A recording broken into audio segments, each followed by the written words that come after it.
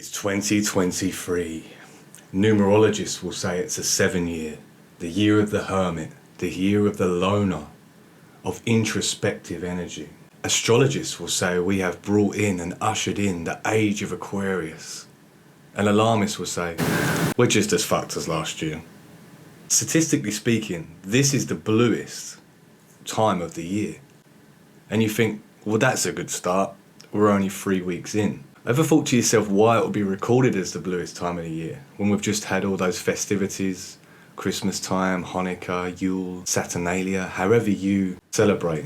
This is always a period of great reflection. You look back on the year and ask yourself, have you truly done those things that you wish to do? Have you been living by the morals or the outlook or the view that you have for your life? Or have you just simply let another year pass away? Hey, perhaps Elvis was singing Blue Christmas. He didn't mean Christmas. Maybe he meant January.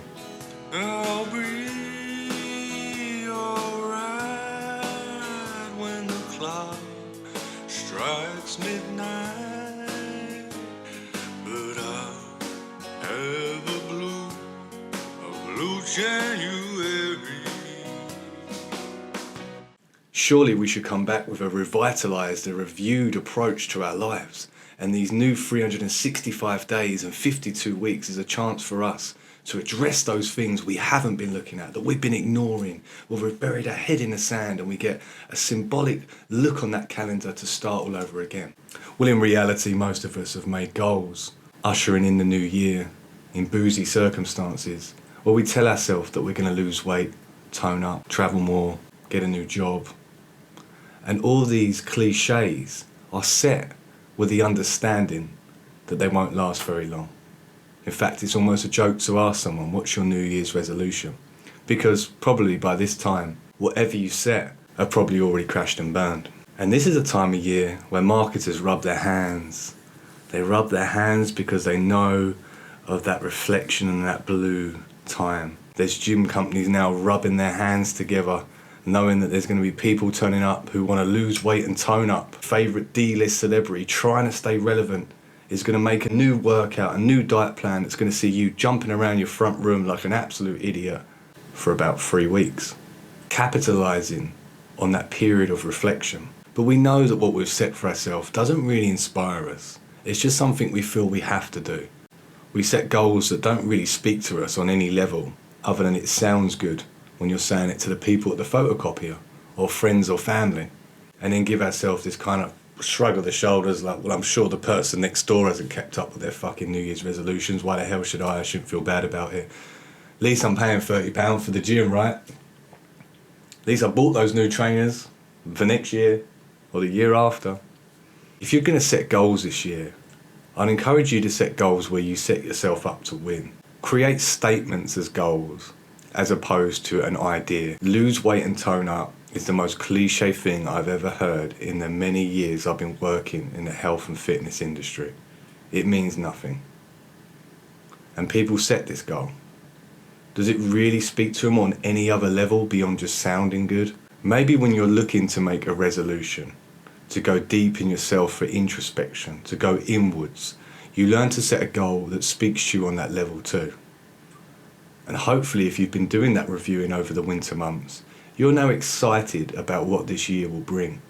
But the chances are if you're not excited about what the year will bring, well, you've already succumbed to the idea that you're going to do the same thing you did the year before. There's no secret that many are struggling. But to take that renewed optimism is a personal choice that involves a hell of a lot of accountability. So hopefully this year we'll see a year where people go more inwards to review their behaviour, their responses, their responsibilities, in order to live a life that is more in tune with who they are and who they wish to be and what they are here for, as opposed to running a life on automation. If you was to write a statement around your goals, if someone does want to lose weight and tone up, maybe the commitment isn't to buying the gym membership and the clothes and the compression leggings and the yoga pants and all that kind of stuff. The commitment is to a statement that says, I've allowed myself to become inactive. I've allowed the youthful energy that exists in all of us to lay dormant. I've prioritised comfort over movement. I've allowed myself to become indulgent.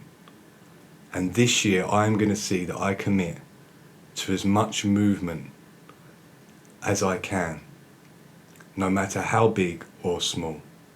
And then you apply the SMART goal, the GROW model, all this other stuff you can apply to it once you have that statement. But 99% of people don't have that statement. We all have similar problems, but the solutions must be unique to us. And that's why this time of year is difficult for a lot of people, because they truly haven't done the reflection and they truly haven't then got that revitalized approach, optimism, mindset, whatever you want to call it. They haven't got that to follow through with. And if we go past just talking about physical health and you reviewed over the year and you realize you were absent in your relationships, your friendships with your families, then the commitment is, I have been. You must be accountable for why you are setting this goal. In this culture, we are obsessed with the who, the what, and the how. Who lost that weight? What did they do? How did they do it? But no one really wants to get into the why. When you find your why, you ultimately find the reason and that intrinsic motivation that's going to drive you forward. So yeah, this time of year in the north is depressing. You spunked all your money on Christmas goods, on your ungrateful family, or maybe you spent Christmas alone, and you're coming out of it to run the same old script. Use that energy of the loner, the hermit, that takes you away from running that same script, from playing that same role. And if it's truly change that you want to enact, optimization, revitalizing, whatever word you want to use, then get down and deep on the why. And we don't know what this year has in store, but I'm sure the fuckery will still be there, and there'll be all sorts of challenges, new strains, new controversies, all sorts of garbage that's going to go along. But the real question is, are we going to allow this external game, are we going to participate in this external game, this absent-mindedness, this impulsivity, or are we going to go deep within ourselves, find that creativity, find that resolve, find that resilience, and say, hey, I'm a human being, god damn it! My life has value!